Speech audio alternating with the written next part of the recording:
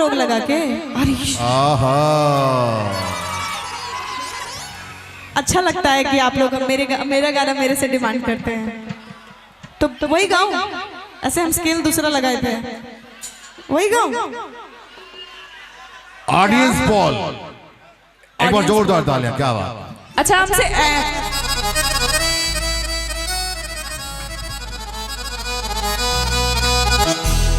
आइए, और इससे पता चलता है कि आप लोग इस गाने को कितना प्यार करते हैं। तभी इंस्टाग्राम में ये रील में से, ट्रेंडिंग में से कभी हटता ही नहीं है। आज 6 साल हो गए इस गाने को, लेकिन आज तक आप लोग इस गाने को उतना ही प्यार आशीर्वाद देते हैं। और बदकिस्मती है कि हम सैड सॉन्ग आप लोग इतना पसंद करते हैं, लेकिन हम गा नहीं पा रहे हैं sad song. 1 kilo sad song record करके रखा हुआ, हम रिलीज नहीं कर पा रहे हैं। हमको लगता है कि सैड सॉन्ग वैसे वैसे गीत हैं। प्यार करो 2 भी तैयार है, जो हमको पूरा उम्मीद है आप सब लोग को पसंद आएगा, लेकिन हम रिलीज नहीं कर पा रहे हैं।